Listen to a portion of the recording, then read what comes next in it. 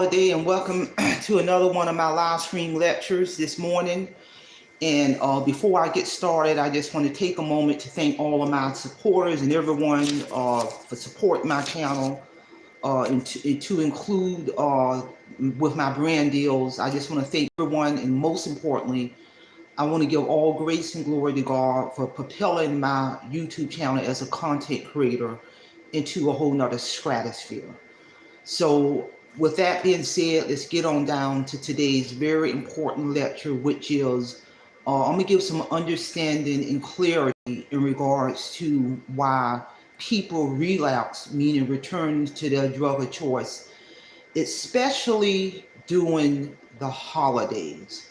You know, I've done lectures on this topic throughout my career as a content creator, but even throughout my journey as a licensed clinical addiction specialist. I retired 2 years ago from state government. I still maintain all of my professional licensure as an addiction expert. I still make money utilizing my credentials under my company. And I've done this lecture many times throughout my career in platforms where people typically would have to pay to get this information. So, you know, I'm going to break down and give the world some clarity on why people who relapse on the alcohol, the drugs, the methamphetamine, the Xanax, the phenol, any substance. And the reason why they relapse during the holidays is because of this powerful word I'm going to break down in terms of psychological dependency. When we're talking about psychological dependency, it is made up of four powerful layers under psychological dependency. And one of those layers is state-dependent learning. Layer number two is preoccupation. Layer number three is psychological defenses. And layer number four is the relationship with the alcohol or drugs. And I'm going to give clarity on all four of those components that make up psychological dependency, which ties into the mental time. And the first layer is state-dependent learning. What state-dependent learning is, what that is a person who, especially when they have been in their active addiction to whatever substances they were on, what state-dependent learning is when the person becomes accustomed to performing all tasks, skills, and duties only when they're alcohol or drug impaired. Something as simple as getting up in the morning, waking up, moving around in the morning. When that person is in their active addiction, they're not going to get moving around or even waking up at all, get moving around in the morning until they have consumed their primary substance, rather it's the alcohol or drugs. They're going to probably have it already close by on the nightstand. So, you know, typically like when the person wake up, they want their coffee to get moving around. But when a person is in full-blown addiction, they're going to not be able to get moving around in the morning until they have consumed their substance. So that's what state-dependent learning is when a person becomes accustomed to getting up in the morning, moving around, or even finishing chores around the house. They get used to doing that only when they're alcohol or drug impaired. And even if they still got a job at this point in their full-blown addiction, make no mistake, people, they're not working that 8-hour, that 9-hour, or 10-hour, that double shift on that job unless they are going to sneak into that bathroom to get high on their substance in order to complete the essential functions of their job, in order to finish that shift. And again, that's a real good description of what state-dependent learning is, when a person becomes accustomed to performing their jobs, duties, essential job functions, house chores, only when they're alcohol or drug impaired. And what that does is raise their tolerance to the substance. And now they're going to need more and more and more of the alcohol or drugs to receive the same effect. So dependent learning ties into the psychological dependency, which propels the person mentally deeper into their addiction. And that ties into in regards to why a person relapse or return to substance, because of that powerful word of state-dependent learning. And then we have the second component of psychological dependency, which ties into why people relapse or propel them deeper into their addiction, which is the preoccupation with the alcohol or drug use. And when I say preoccupation, that ties into mental obsession. You know, when a person is in full-blown addiction, when they're in active addiction, you know, they can be at a family function, a cookout, a picnic, a funeral, or wedding, any kind of function, holiday gathering, and physically they might be there, but mentally their mind is so preoccupied on feeding their addiction. They're literally watching the clock, wishing this function or wishing this event will hurry up because they're so worried about being preoccupied and feeding their addiction, feeding that high, meeting with the dope man. You know, they may begin to feel jittery because they're beginning to feel the symptoms of withdrawal. So they begin to feel jittery, hoping and wishing this function will hurry up. So they become so preoccupied and mentally obsessed in feeding their addiction versus enjoying that family event, that family function, that cookout, that holiday meal. They can even be at a funeral, hoping and wishing this funeral will hurry up because they're so preoccupied with feeding that addiction or become so preoccupied in consuming more of the substance to ease the symptoms of their withdrawal symptoms. And that preoccupation is one of the layers of psychological dependency that has a direct impact on why people relapse. It has a direct impact on why people continue to propel deeper and deeper into their addiction. And then we have the third layer.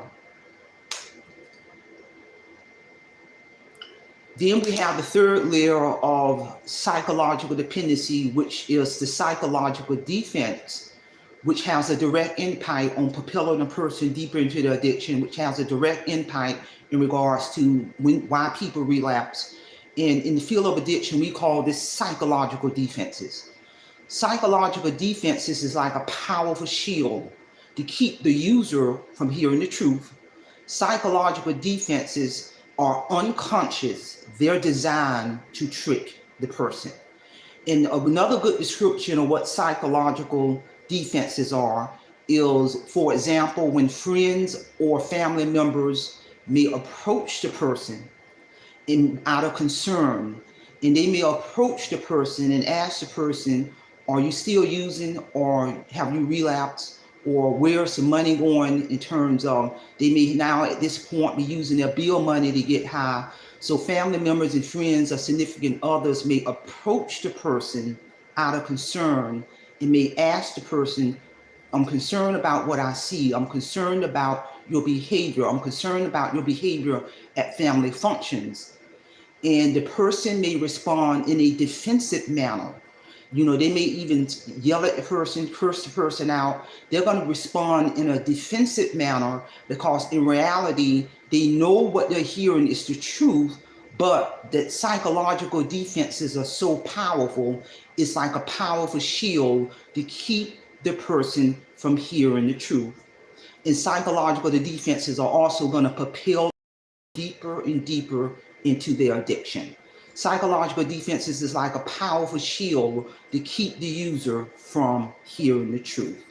And again, you know, with these psychological defenses, that's the third layer, which ties into psychological dependency, which makes it very powerful to propel the person deeper into their addiction, and which has a direct impact on their relapsing, meaning returning to their substance of choice. And then the fourth layer of psychological dependency is the relationship with the alcohol or drugs. At this stage of the game, the user now, they have damaged all important relationships in their life with the mother, father, sister, brother, significant other, the employer, people in the community. They have damaged all of supported relationships in their life because of the severity of their addiction.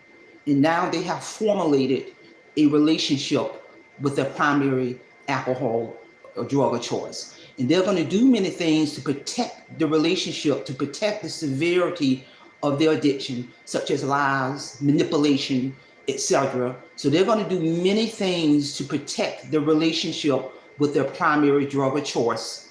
And that's what it means by having that relationship with the alcohol or drugs, which has a direct impact on propelling the person deeper into their addiction. And it has a direct impact on in regards to why people relapse on their primary substances.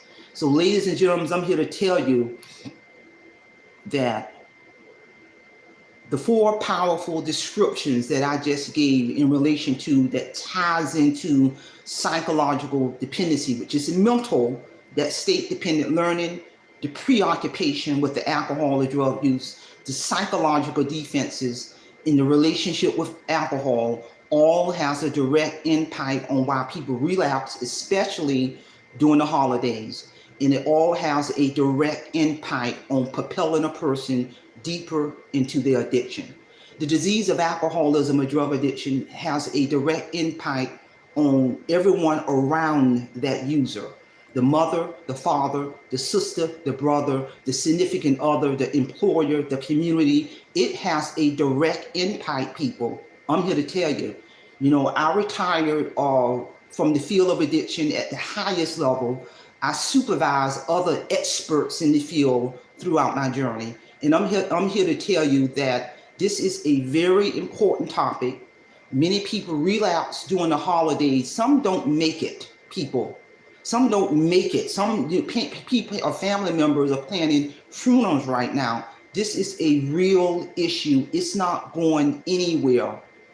In the age of onset, in regards to when people begin their addiction, it's getting younger and younger and younger. I've seen, one of the things when we do substance abuse clinical evaluations on anybody at any age, one of the thought-provoking questions we're going to ask them throughout that assessment is, how young were you when you started using? Rather, it was the alcohol or the marijuana or the cocaine or the methamphetamine. And overwhelmingly, I've heard many of my clients throughout my almost 30 years in the game telling me that their age of onset in starting using alcohol or drugs was age 5, people. Age 5. So by the time they were 10 years old, they already were in full-blown addiction, a 5-year history of full-blown addiction. This is a real topic. And I make it my business as a licensed addiction expert.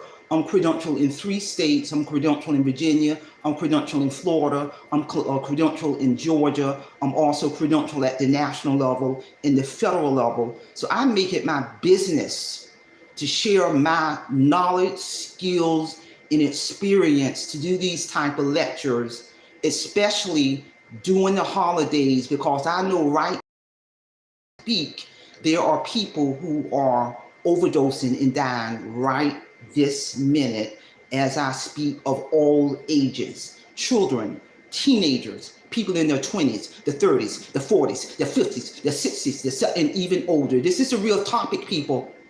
This is real talk. Trust me, there are family members. There are people in your family right now you might not know, but it's there, who are suffering from the disease of addiction. Real talk, people, or who are struggling with relapse right now as I'm giving this lecture. Share this information. Hype this lecture. This is real talk. Because one of the things that I do as a content creator, when I come in front of these cameras, especially on my lectures, and I do various of lectures that ties into my area of expertise, people, I got the credentials to back it up. I work shoulder to shoulder with world-renowned addictionologists in this field, and I make it my business, especially around the holidays, to break this thing down, to raise awareness, because this thing is real. I'm gonna say this again. The disease of alcoholism has a direct impact on everyone around that user. The mother, the father, the sister, the brother, the significant other, the employer, the community. Everybody in that neighborhood is impacted by someone who is suffering from the disease of addiction. Real talk, people. That's all I have. If you have any questions, just put it in the comment areas. I will respond back to questions. But one of the things that I do not do as a content creator, and I've never done this, I've always acknowledged the people in the chat. I'm going to do that. I'm going to acknowledge and I appreciate everybody listening. But one of my styles is I don't go back and forth responding in the comment when I'm in my deliverance of this powerful topic or any topic, because what it does, it will slow me down. It would turn a 15 or 20-minute lecture into a 2-hour lecture, and it would have a negative impact on interfering with my balance. Because as a content creator, I'm real big on that balance. Meaning once because I'm about ready to finish off this lecture in a hot minute. When I finish this lecture, I'm going to sign off and I'm going to deplug and I'm going to move on with the rest of my day in the real world without the cameras rolling. And I tell any content creator, it is so important to have balance, because there's a social media persona and there is a real life persona. And when it comes down to Miss Holliday, I do not enmesh the two. I keep them separate and distinct. When I'm in front of these cameras, I'm ready to get down to business and deliver. So that's all I have. Simplify, simple fidelis, and I'm going to leave you in the care of your own conscience. Have a great day.